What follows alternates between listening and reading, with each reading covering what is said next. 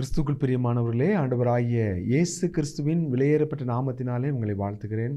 இந்த நாளிலும் கூட உங்களோடு தேவனுடைய வார்த்தையை பகிர்ந்து கொடுக்கும்படியாக கர்த்தர் கொடுத்த அவருடைய பெரிதான கிருபை இரக்கங்களுக்காக தேவனை துதிக்கிறேன்.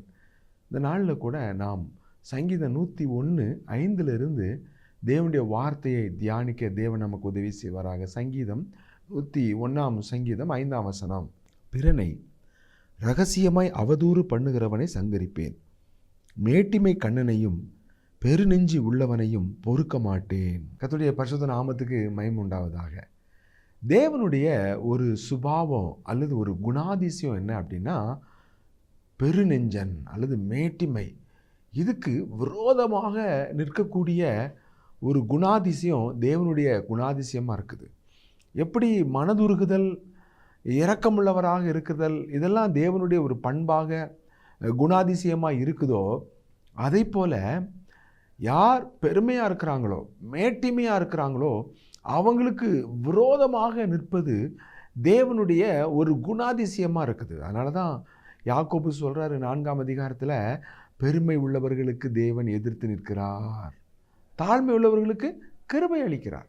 அப்போ பெருமை உள்ளவர்கள் அப்படின்னா அவங்களுக்கு எதிர்த்து நிற்பது தேவனுடைய பண்பு, அதுதான் தேவன். ஆம், சாத்தான் பெருமை உள்ளவனாக காணப்படுகிறான். தேவன் பெருமை உள்ளவர்களுக்கு எதிர்த்து நிற்கிறவராக காணப்படுகிறார். அப்போ ஒரு பக்கம் யார் பெருமையோடு இருக்காங்களோ அவங்களுக்கு பின்னால் சாத்தான் இருக்கிறான். அதை நல்லா புரிஞ்சுக்கணும். எப்பெல்லாம் பெருமை நமக்குள்ளே இருக்குதோ, பெருமையோட அகந்தையோட மேட்டிமையோட ஒரு மனிதன் செயல்படுகிறானோ அவனுக்கு பின்னால் சாத்தான் இருக்கிறான். அப்போ தேவனுடைய குணாதிசயம் அது யாராக இருந்தாலும் சரி, அது சாத்தானாக இருந்தாலும் சரி, அது மனிதனாக இருந்தாலும் சரி, பெரிய ராஜாவாக இருந்தாலும் சரி, அவர்களுக்கு எதிர்த்து நிற்பது தேவனுடைய குணாதிசயம். 2 சாமுவேல் 22:28 இப்படி வாசிக்கிறோம். 2 சாமுவேல் 22:28 சிறுமைப்பட்ட ஜனத்தை ரட்சிப்பீர், மேட்டிமையானவர்களை தாழ்த்த உம்முடைய கண்கள் அவர்களுக்கு விரோதமாய் திருப்பப்பட்டு இருக்கிறது. இங்கே நாம் தாவீது சொல்றாரு, என்ன சொல்றாரு? சிறுமைப்பட்ட ஜனத்தை காப்பாற்றுகிற தேவன், மேட்டிமையானவர்களை தாழ்த்த அவர்களுக்கு விரோதமாக கர்த்தருடைய கண்கள் திருப்பப்பட்டிருக்கிறது. ஒரு மனுஷன் உங்களுக்கு விரோதமாக பெருமையாக நடக்கிறானா, மேட்டிமையாக இருக்கிறானா, அகம்பாவத்தோடு நடக்கிறானா, அகந்தையாக நடக்கிறானா, நீங்கள் பயப்படவே வேண்டாம். நீங்கள் எந்த சூழ்நிலையிலும் நீங்கள் குழம்பவே வேண்டாம். தேவன் அவனுக்கு எதிர்த்து நிற்கிறார். தேவன் உங்கள் பட்சமாக நிற்பார். நீங்கள் என்ன செய்யணும்? நீங்கள் தாழ்மை உள்ளவங்களா, ஆண்டவரே எனக்கு உதவி செய்யுங்கப்பா, ஆண்டவரே என்னை காப்பாற்றுங்கன்னு சொல்லி நீங்கள் தேவனை நோக்கி கூப்பிடுகிறவர்களா, தேவனுடைய உதவியை, ஆண்டவருடைய ஒத்தாசையை நீங்கள் தேடுகிறவங்களா இருந்தீங்கன்னா கர்த்தர் நிச்சயமாக உங்களுக்கு உதவியாக இருப்பார். ஒருவேளை உங்கள் பக்கத்து வீட்டுக்காரங்களாக இருக்கலாம், ஏற்று வீட்டுக்காரங்களாக இருக்கலாம், உங்கள் உறவினராக இருக்கலாம், அல்லது உங்களுடைய வேலை ஸ்தலத்தில் உங்களை பிடிக்காமல் கூட்டம் சேர்த்துக்கிட்டு பொறாமையோடு உங்களுக்கு விரோதமாக மேட்டிமையோட பெருமையோடு செயல்படுகிறவங்களா இருக்கிறீங்களா? நிச்சயமாக பயப்படாதீங்க, பயப்படவே செய்யாதீங்க. தேவன் உங்கள் பட்சம் தான் இருப்பார். நிச்சயமாக தேவன் அவர்களுக்கு விரோதமாக நின்று அவர் உங்களுக்காக யுத்தம் பண்ணுவார். இதை நம்ம எங்கே பார்க்குறோம் அப்படின்னா 1 ராஜாக்கள் 20 ஆகாப் அப்படிங்கிற ஒரு ராஜாவை குறித்து பார்க்குறோம். இந்த ஆகாப் ராஜா யார் அப்படின்னா இஸ்ரவேலின் ராஜா. அந்த 10 கோத்திரங்களுக்கு ராஜாவாக இருக்கிறான். ஆனால் அந்த ராஜா தேவனை தேடின ஒரு உண்மை உள்ளவனாக இருந்தானா உண்மை உள்ளவனாக இல்லை. இவன் தேவனை விட்டுட்டு இவன் தேவனுக்கு பிரியமில்லாத மாய வழிபாடுகளை செய்கிறவனாக இருந்தான். ஆக இந்த ஆகாப் ராஜா தேவனை வணங்கலை.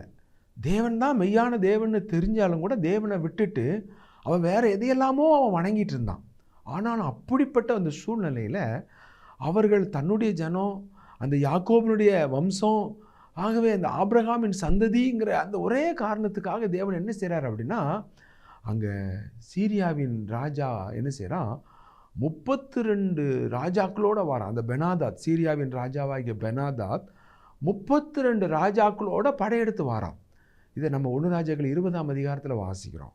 அவன் பாருங்கள் ரொம்ப ஏளனம். ஆகாப் ராஜா கிட்ட எவ்வளோ படம் இருக்குது? வெறும் 7000 பேர் தான் இருக்கிறாங்க.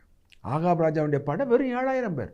பெனாதாத்துக்கு படம் என்னென்னா 32 ராஜாக்கள் அவனோட வராங்க. ஒரு ராஜாக்கு ஒரு ராஜா 7,000 பேர் வச்சுருந்தாலும் எத்தனையோ லட்சக்கணக்கில் போயிடும். அப்படிப்பட்ட ஒரு பரிதாபமான ஒரு நிலைமையில் ஆண்டவர் அவனை வணங்காட்டாலும் கூட, ஆண்டவரை தேடாத ஒரு மனிதனாக இருந்தாலும், அந்த பெனாதாத் என்ன சொல்கிறான், நாங்கள்லாம் வந்து சமாரியாவில் ஒரு பிடி மண்ணை அள்ளுனாலே சமாரியாங்கிற ஒரு இடமே இருக்காது. சமாரியாவுடைய ஒரு பிடி அள்ளினா கூட அங்கே அவ்வளவு நாங்கள் எண்ணிக்கைன்னு அடங்காத கூட்டமாக இருக்கிறோன்னு சொல்லி அவன் ரொம்ப ஒரு திமிரா, பெருமையா, மேட்டிமையா, அகந்தையா பேசுகிறத நம்ம பார்க்குறோம். 1 ராஜாக்கள் 20ஆம் அதிகாரம் 10ஆம் வசனத்தில் இதை நம்ம வாசிக்கிறது எங்கே வாசிக்கிறோம்? 1 ராஜாக்கள் 20:10 நம்ம வாசிக்கலாம். அப்பொழுது பெனாதாத் அவனிடத்தில் ஆள் அனுப்பி, எனக்கு பின் செல்லுகிற ஜனங்கள் எல்லாரும் கைக்கு ஒரு பிடியாவது வாரிக்கொள்ள சமாரியாவின் தூள் போதுமானதாக இருந்தால் தேவர்கள் அதற்கு சரியாகவும் அதற்கு அதிகமாகவும் எனக்கு செய்ய கடவர்கள் என்று சொல்ல சொன்னான். அந்த சீரியாவுடைய ராஜாவாகிய பெனாதாத் சொல்கிறான், நாங்கள்லாம் வந்து சமாரியாவில் ஒவ்வொரு கைப்பிடி மண்ணை அள்ளாலே சமாரியாங்கிற ஒரு பட்டணமே காணாமல் போயிடும். அவ்வளோ பெரிய படைகள்னு ரொம்ப ஒரு பெருமையாக இந்த அற்பமாக அவன் நினைத்து பேசுகிறத தேவன் பார்க்குறார். தேவன் சொல்கிறாரு, ஆண்டவர் என்ன சொல்கிறார் தெரியுமா? அந்த 1 ராஜாக்கள் 20ஆம் அதிகாரம் 13ஆம் வசனத்தை நம்ம வாசிக்கலாம். ஆண்டவர் ஆகாப் ராஜாவினிடத்தில் தீர்க்கதரிசியை அனுப்பி சொல்கிற காரியத்தை அந்த 1 ராஜாக்கள் 20ஆம் அதிகாரம் 13ஆம் வசனத்தை நம்ம வாசிக்கலாம். அப்பொழுது ஒரு தீர்க்கதரிசி இஸ்ரவேலின் ராஜாவாகி ஆகாபிடத்தில் வந்து, அந்த ஏராளமான ஜனக்கூட்டத்தை எல்லாம் கண்டாயா? இதோ நானே கர்த்தர் என்று நீ அறியும்படி இன்றைக்கு அதை உன் கையில் ஒப்பு கொடுப்பேன் என்று கர்த்தர் சொல்லுகிறார் என்றான். இப்போ அங்கே பாருங்கள், ஆண்டவர் சொல்கிறாரு, அந்த ஏராளமான ஜனக்கூட்டத்தை பார்க்காத, என்ன பாரு, நான் தான் மெய்யான தேவன், சர்வ வல்லமுள்ள தேவன் என்பதை நீ அறியணும். நீனே அறியலையே. நீ என்னை விட்டுட்டு எதையெல்லாமோ தெய்வம் நினச்சி வணங்கிட்டு இருக்கிறியே. என்னை நோக்கி நீ திரும்புறதுக்கு இந்த இடத்துல நான் என்னுடைய வல்லமையை வெளிப்படுத்த போகிறேன். அப்போ ஆகாப் தேவனை தேடாதவனாக இருந்தாலும் ஒருவன் தேவனுக்கு விரோதமாக, தேவனுடைய பிள்ளைகளுக்கு விரோதமாக பேசுனா அது தேவனுக்கு விரோதமாக பேசுகிறதாக தேவன் எடுக்கிறார். இந்த இடத்துல பெனாதாத் பேசின அந்த காரியத்தை தேவன் யாருக்கு விரோதமாக பேசுகிறதா எடுக்கிறார் அப்படின்னா, அது தனக்கே விரோதமாக பேசுகிறதாக அவர் அங்கே பதிவு செய்கிறார். ஏன்? அந்த ஆகாப் ராஜா தேவனை தேடாதவனாக இருந்தாலும் தன்னுடைய ஜனங்கள் என்பதிலே அவர் பார்க்குறார். அருமையானவர்களே, தேவன் உங்கள் மேலே அக்கறை உள்ளவர், தேவன் உங்கள் மேலே கரிசனை உள்ளவர். உங்களுக்கு விரோதமாக எவ்வளவு எதிர்ப்பின் கிரியைகள் கொந்தளித்தாலும், மனுஷங்க எவ்வளவு விரோதமாக அவங்க பேசினாலும் நீங்கள் பயப்படவே வேண்டாம். ஒரே ஒரு காரியம், தேவனுக்கு முன்பாக நீங்கள் விழுந்து ஆண்டவருக்கு நேராக உங்களுடைய இருதயத்தை திருப்பி நீங்கள் உண்மையான இருதயத்தோடு ஆண்டவரை நோக்கி கூப்பிடுங்க. ஆபத்து காலத்தில் என்னை நோக்கி கூப்பிடு, நான் உன்னை விடுவிப்பேன், நீ என்னை மகிமைப்படுத்துவாய். ஆண்டவர் சொன்னார், அந்த ஏராளமான ஜனக்கூட்டத்தை உன் கையில் ஒப்பு கொடுப்பேன், அதன் மூலமாக நான் தான் தேவன் என்று ஆகாபே நீ அறிந்து கொள்ள வேண்டும். யாரை கொண்டு? வெறும் 232 மாகாணங்களின் அதிபதிகள், இல்லை, யங் மென் ஆஃப் த பிரின்சஸ்ன்னு சொல்லி ஆங்கிலத்தில் போடப்பட்டிருக்கிறது. அவர்கள் ஒவ்வொருத்தரும் ஒவ்வொரு மாகாணங்களில் அதிபதிகளாக இருக்கிற இளம் வாலிபர்கள் 232 பேரை கொண்டு போகிறான். அவனுடைய படை 7000 தான். அந்த 232 பேர் முன்னால் போக போக போக பெனாதாத்தனுடைய படைகளை வெட்டி வீழ்த்திக்கிட்டே போகிறாங்க. பெனாதாத்து கூடாரத்தில் குடித்து புசித்து வெறித்து கொண்டிருந்தவன் அவன் சில குதிரை வீரர்களோடு கூட உயிர் தப்ப அவன் ஓடி போகிறத நம்ம பார்க்குறோம். வெறும் 232 பேர் தான், வெறும் 232 பேர். மிகப்பெரிய படைகளோட 32 ராஜாக்களுடைய அணிவகுப்போடு வந்த அந்த பெருமையாக பேசின பெருநெஞ்சு உள்ளவன், அகந்தையோடு பேசினவனை ஆண்டவர் அங்கே அழிக்கிறத பார்க்குறோம், தோற்கடிக்கிறத பார்க்குறோம். எனக்கு அருமையானவர்களே, அது தேவனுடைய சுபாவமாக இருக்குது. இதைத்தான் நம்ம 1 சாமுவேல் 17 அங்கே தாவீது கோலியாத் சம்பவத்தில் பார்க்குறோம். கோலியாத் பெருமையாக பேசுகிறான், தேவனை நிந்திக்கிறான். எப்போல்லாம் ஒரு மனுஷன் பெருமையோட அகந்தையோடு பேசுகிறானோ அவனை சாபமணி ஆண்டவர் கட்டாயம் அடிக்காமல் விடவே மாட்டார். ஏனென்றால் அது தேவனுக்கு விரோதமான ஒரு பகையாக இருக்குது, அது தேவனை எதிர்த்து நிற்கிற ஒரு காரியமாக இருக்கிறது. இப்போ இந்த இடத்துல ஆண்டவர் கோலியாத்தை பார்த்துட்டே இருக்கிறார். ஒரு சின்ன தாவீது தான். தாவீது கையில் வெறும் பட்டயம்லாம் ஒன்றும் கிடையாது, வெறும் இந்த குருவி அடிக்கிற அந்த கவன்னு சொல்லுவாங்களே அந்த வார் தான் இருந்துச்சு. வெறும் 5 கல் தான் இருந்துச்சு. தேவன் எவ்வளவு நேர்த்தியாக செயல்படுகிறார். தாவீது, ஜெயம் தேவனுடையது, யுத்தம் கர்த்தருடையது. பயன்படுத்தின பாத்திரம் தாவீது. ஆனால் எதிர்த்து நின்னது யாரு? அகந்தையோட பேசினவன், பெருமையோட பெருநெஞ்சுள்ளவனை பொறுக்க மாட்டேன் என்று ஆண்டவர் சொன்னார். பெருநெஞ்சுள்ளவனை பொறுக்க மாட்டேன். இந்த இடத்துல தேவனுடைய வைராக்கியம் வெளிப்படுகிறத பார்க்குறோம். தேவனுடைய குணாதிசயம் வைராக்கியமாக வெளிப்படுது. அதனால் யாராவது உங்களுக்கு விரோதமாக ரொம்ப பெருமையோடு இருக்கிறாங்களா, நீங்கள் பயப்படவே செய்யாதீங்க. தேவன் அவர்களை அழிப்பதற்கு அவர்களுக்கு விரோதமாய் நிற்கிறார். நீங்கள் தேவன் பட்சம் நில்லுங்க. நீங்கள் தேவன் பட்சம் நின்னீங்கன்னா கர்த்தர் உங்கள் பக்கம் நிற்பார்.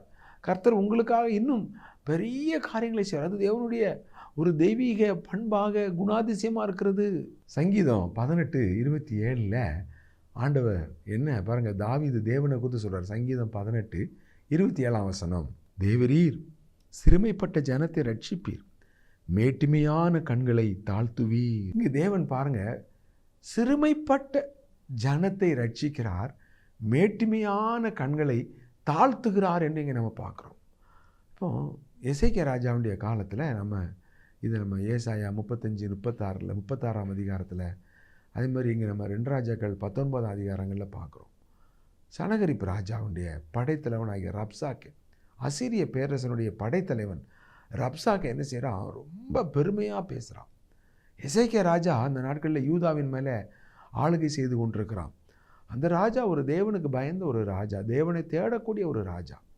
அந்த தேவனுக்கு தேடக்கூடிய அந்த எசேக்கியாவுக்கு விரோதமாக இந்த ரப்சாக்கே ரொம்ப பெருமையாக பேசுகிறான். ஜனங்களுடைய இருதயங்களை குழப்பது தான் அவனுடைய நோக்கமாக இருக்குது.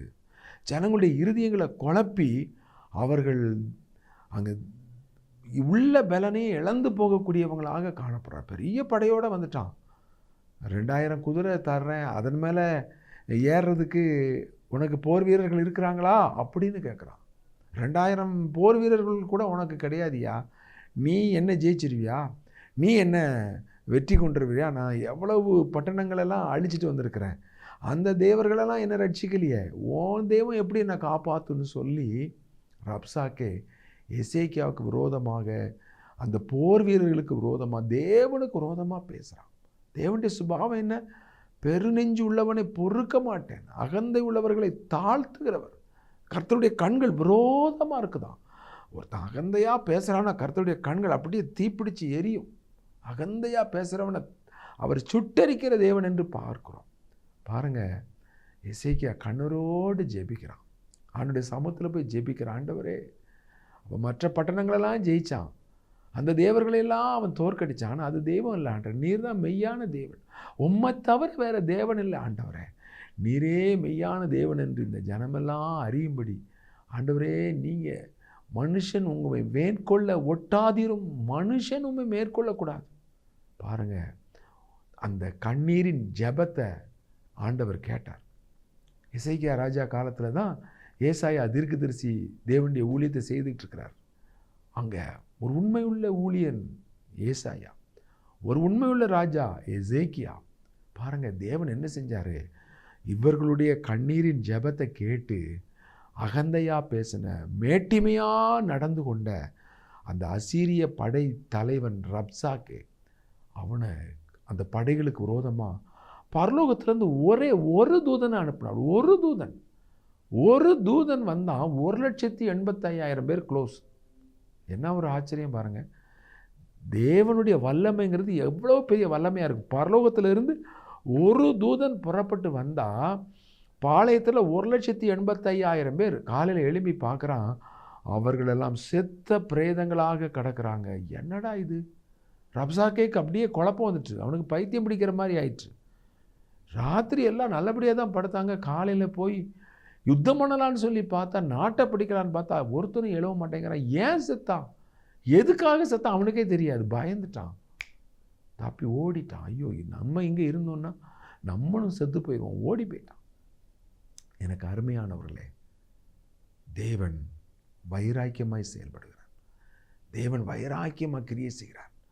ஆகவே நாம் பெருமையாக இருந்துடக்கூடாது, மேட்டிமையாக பேசிடக்கூடாது, அகந்தையாக பேசிடக்கூடாது. அப்படி எங்கேயாவது நடந்தோன்னு சொன்னால் தாழ்த்திடணும். அவங்களிடத்துலையும் போய் பேசி நம்ம மன்னிப்பு கேட்டு நம்ம தாழ்மை உள்ளவங்களாக இருக்கணும். ஏன்னா பெருமையாக இருக்கிறவங்களுக்கு அவர் எதிர்த்து நிற்கிறாரு. அடி தப்பவே முடியாது. தேவனுடைய அடியை நம்ம ஏன் வாங்கணும்? அதை விட நாம் நம்மளை தாழ்த்திட்டோன்னு சொன்னால் ஆண்டோடைய கிருபையை நம்ம பெற்றுடலாம், ஆண்டோடைய பாதுகாப்பை நம்ம பெற்றுடலாம். ஆம், எசேக்கியாவுடைய குமாரன் மனாசே, அவன் எசேக்கியா உண்மையாக இருந்தான், ஆனால் மனாசே உண்மையாக இருந்தானா? உண்மையாக இல்லை, தேவனை விட்டு வழி விலகிட்டான். ஆண்டவர் என்ன செஞ்சார்? ஆண்டவர் விலகிட்டார். ஆண்டவர் நம்மளோட இருக்கிற வரைக்கும் தான் பாதுகாப்பு. அங்கே தேசத்தை விட்டு மனாசையை விட்டு தேவன் விலகின உடனே சத்துருக்கள் வந்து மனாசையை பிடிச்சிட்டாங்க. மனாசையை பிடிச்சி கொண்டு போய் ஜெயிலில் கொண்டு போட்டாங்க. வேறு தேசத்துக்கு அடிமையாக கொண்டு போயிட்டாங்க. அந்த தேசத்தில் இருந்து மனாசை ஜெபிக்கிறான், ஆண்டவரே நான் தப்பு பண்ணிட்டேன்ப்பா, நான் பெருமையாக நடந்துட்டேன், உங்களை விட்டுட்டேன் ஆண்டவரே, என்னை தாழ்த்துறேன் ஆண்டவரே. உடனே கேட்குறாரு. அந்த மனாசையின் ஜெபத்தை கேட்டு ஆண்டவர் அவனை அங்கேருந்து கொண்டு வந்து மீண்டும் ராஜாவாக உட்கார வைக்கிறாரே. பார்த்தீங்களா? நாம் நம்முடைய தவறுகளை சரி செய்வதற்கு எந்த அளவுக்கு நம்ம தீவிரமாக இருக்கிறோமோ அந்த அளவுக்கு தேவன் நமக்காக செயல்படுவார். எப்படி நமக்கு விரோதமாக இருக்கிறவங்களுக்கு விரோதமாக கர்த்தர் எதிர்த்து நிற்பாரோ அதே மாதிரி நாம் பெருமையாக இருந்தால் நமக்கும் எதிர்த்து நிற்பார். ஆகவே பெருமை உள்ளவர்கள் யாராக இருந்தாலும் தப்ப முடியாது. ஆனால் நம்ம தாழ்மை உள்ளவங்களாக இருந்தோம்னா கிருபை அளிக்கிறார். யாக்கோபு 4ஆம் அதிகாரம் 6ஆம் வசனத்தில், யாக்கோபு 4ஆம் அதிகாரம் 6ஆம் வசனத்தில், அவர் அதிகமான கிருபையை அளிக்கிறாரே, ஆதலால் தேவன் பெருமை உள்ளவர்களுக்கு எதிர்த்து நிற்கிறார், தாழ்மை உள்ளவர்களுக்கோ கிருபை அளிக்கிறார் என்று சொல்லி இருக்கிறது. அதிகமான கிருபையா? பார்த்தீங்களா? நம்ம தாழ்மையாக இருந்தோம்னா அதிகமான கிருபையை நம்ம பெற்று அனுபவிக்கிறவர்களாக நம்ம காணப்பட முடியும். ஆனால் நம்ம பெருமையாக இருந்தோம்னா அடி தான். இப்போ ஒரு மனிதன் தானும் பெருமையாக இருந்துடக்கூடாது. அதே நேரத்தில் உங்களுடைய சத்துரு, உங்களுக்கு விரோதமாக இருக்கிறவங்க பெருமையாக இருக்கிறாங்களா, அமைதியாக இருங்க, ஜெபம் பண்ணிகிட்டே இருங்க. கர்த்தர் கிருபை செய்வார், கர்த்தர் கிரியை செய்வார். உங்களுக்கு கிருபையை கொடுப்பார், அவங்களுக்கு அடியை கொடுப்பார். இங்கே வாசிக்கிறோம், அதிகமான கிருபை. அதிகமான கிருபையை பெற்றுக்கொள்கிறதுக்கு தாழ்மையாக இருந்தோன்னு சொன்னால் தேவன் நிச்சயமாக உயர்த்துவார். அவர் நிச்சயமாக நம்முடைய குடும்பத்தை, நம்முடைய பிள்ளைகளை ஆசீர்வதிப்பார், நம்முடைய தொழிலை ஆசீர்வதிப்பார். நம்முடைய ஆவிக்குரிய வாழ்க்கையில் நாம் தேவனோடு கிட்டி சேரவும், தேவனுடைய மெய்யான சந்தோஷத்தை நம்முடைய வாழ்க்கையில் அனுபவிக்கவும் அது ரொம்ப பிரயோஜனமாக இருக்கும். ஆகவே இந்த நாட்களில் நாம் தேவனுடைய குணாதிசயத்தை நம்ம அறிந்து கொள்வோம். அவர் மேட்டிமை உள்ளவனை தூரத்துலேருந்து பார்க்குறாராம்.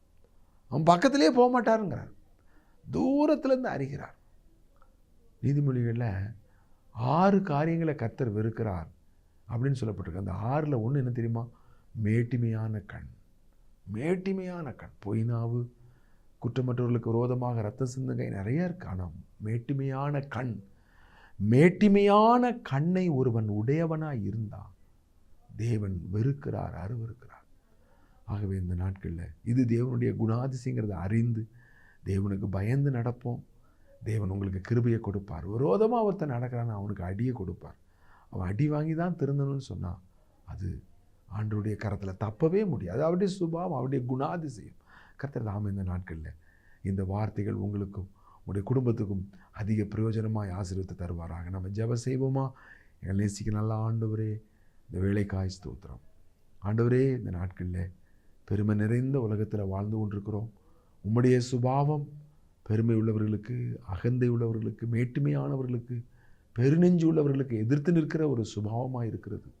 தேவனே, உம்மை நாங்கள் யாரென்று அறிந்து நாங்கள் தாழ்மையுள்ளவர்களாய் நடந்து அதிகமான கிருபையை என்னுடைய வாழ்க்கையில் பெற்று அனுபவிக்க இந்த வார்த்தைகளை கேட்டுக்கொண்டிருக்கிற ஒவ்வொருவருக்கும் கர்த்தர் நீர் உதவி செய்ய வேண்டும் என்று இயேசு கிறிஸ்து நாமத்தில் ஜெபிக்கிறோம் எங்கள் நல்ல பிதாவே. ஆமேன், ஆமேன். பிரியமானவர்களே, நீங்கள் நேரம் ஒதுக்கி தேவனுடைய வார்த்தையை கேட்டதற்காக உங்களுக்கு நன்றி சொல்கிறோம். நீங்கள் யூடியூப்பில் ராஜ்குமார் தங்கமணி என்று ஆங்கிலத்தில் டைப் செய்வீர்களானால் நீங்கள் இன்னும் அநேக செய்திகளை நீங்கள் இங்கே கேட்கலாம். கேளுங்கள், மற்றவர்களுக்கும் அறிமுகப்படுத்துங்கள். கர்த்தர் தாமே உங்கள் ஒவ்வொருவரையும் அபரிவிதமாக ஆசீர்வதிப்பாராக. நாம் மறுபடியும் சந்திக்கும் வரைக்கும் தேவ கிருபை உங்களோடு இருப்பதாக. ஆமேன்.